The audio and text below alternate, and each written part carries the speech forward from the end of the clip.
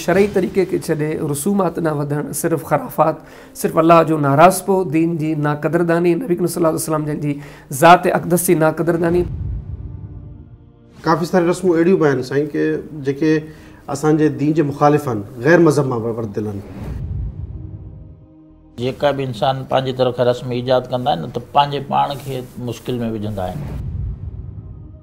वफ़ात खां पहिरियां हिकिड़ी न्याणी पंहिंजे वालिद खे घुराए थी ऐं घुराए ज़िंदगी जे आख़िरी ॾींहंनि में पंहिंजे वालिद खे मुख़ातिब थी लफ़्ज़ चए थी त बाबा अल्लाह तोखे जन्नत खां ईअं महरूम करे जीअं तूं मूंखे निकाह खां महरूम कयो आहे।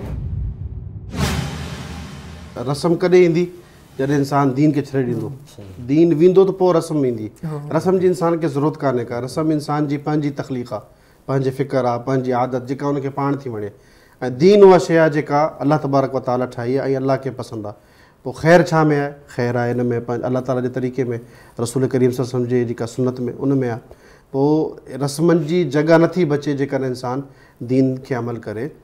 ऐं रस्म उहे ओतिरे क़दुरु रस्म जाइज़ आहे जेतिरे क़दुरु इंसान जेको आहे उनखे करे त उन में का भलाई हुजे, थोरी घणी उन में कुझु वक़्तु पास थिए। पर जेकॾहिं उहा जॻह वठी छॾे इन जी दीन जी जॻह ते रस्म खे अहमियत ॾिनी वञे, इहे इंसान जी हलाकत सही सही बल्कि साईं ॾिसो तमामु वॾी ॻाल्हि आहे। इन तमामु हक़ाइक़ खे ॼाणण खां पोइ ॿुधाइण खां पोइ हाणे अगरि अञा बि को मुसलमान नबी करीम सल्लल्लाहु अलैहि वसल्लम जे तरीक़े जे बजाए रसूमात ने मुतवज्जे थिए थियो, इन जो सिधी तरह इहो ई मालूम थो थिए त हुनखे नबी करीम सल्लल्लाहु अलैहि वसल्लम जो तरीक़ो पसंदि कोन्हे। या खणी ईअं चवंदासीं त हुन जे लाइ नबी करीम सल्लल्लाहु अलैहि वसल्लम जो तरीक़ो काफ़ी कोन्हे, हू हिनखे काफ़ी नथो सम्झे, इन ते इक्तिफ़ा नथो करे।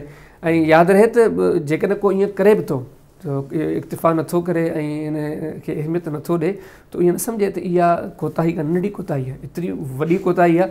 त नबी सल्लल्लाहु अलैहि वसल्लम जन जो फरमान हदीस किताब सुनन इब्न माजा में किताब निकाह में पाक वसल्लम फरमाइनि था जे निकाह मुंहिंजी सुन्नत आहे, जेको इन खे अख़्तियार नथो करे या ॿी माना खणी अचे त मुंहिंजे सुन्नत मुताबिक़ नथो करे फलैस मिन्नी, उहो असां मज़ा आई कोन्हे को।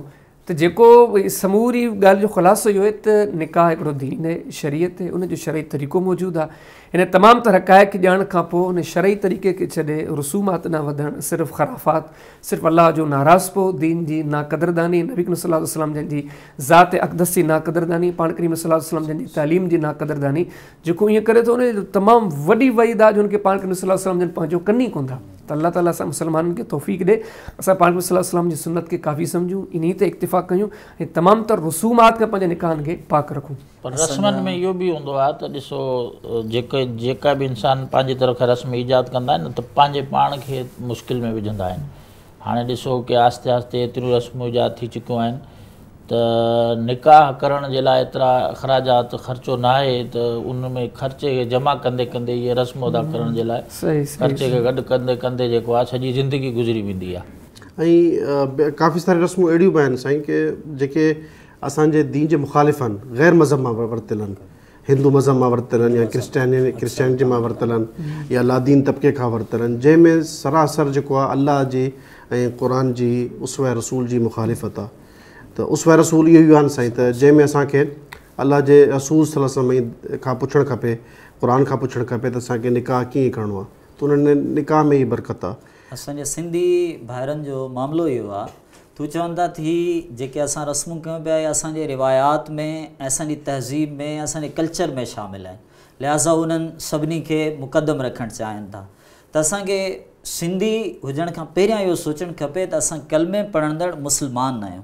असांजो पहिरियों तारुफ़ इहो आहे त असीं अलाह जा बंदा ऐं मोहम्मद सल्लल्लाहु अलैहि वसल्लम जा उम्मती आहियूं। एज़ अ मुस्लमान हुजण जे नाते सां असांजी हिकिड़ी तहज़ीब आहे, असांजो हिकिड़ो कल्चर आहे जेको असांखे प्यारे पैगम्बर सल्लल्लाहु अलैहि वसल्लम ॾिनो आहे। सोचणु खपे छा सहाबा जी तहज़ीब बहितर कोन्हे, छा अहले बैत जी तहज़ीब बहितर कोन्हे। अली रज़ी अल्लाह ताला हसनैन करीमैन रज़ी अल्लाह अनुमा उन्हनि जा निकाह थिया, उन्हनि जूं शादियूं थियूं, त छा उहा तहज़ीब बहितर कोन्हे? जेकॾहिं असां उनखे छॾे था ॾियूं, गोया की असां दुनिया खे इहो मैसेज था ॾियूं त नऊज़ु बिल्लाह असांजो अहले बैत सां, सहाबा सां या प्यारे पैगम्बर सां तालुक़ नाहे रहियो। ऐं जो ख़तरनाक हिकिड़ो नतीजो इहो निकितो त निकाह मुश्किल थी आहे। कंहिं भाउ हिकिड़ो वाक़ियो ॿुधायो, चई त वफ़ात खां पहिरियां हिकिड़ी न्याणी जेका फालिज जी मरीज़ थी वई हुई ऐं उनजे वालिद उनजी शादी खे रोके छॾियो, त उनखे घुराए थी, पंहिंजे वालिद खे घुराए थी ऐं घुराए ज़िंदगी जे आख़िरी ॾींहंनि में पंहिंजे वालिद खे मुख़ातिब थी लफ़्ज़ चए थी त बाबा अल्लाह तोखे जन्नत खां ईअं महरूम करे जीअं तूं मूंखे निकाह खां महरूम कयो आहे।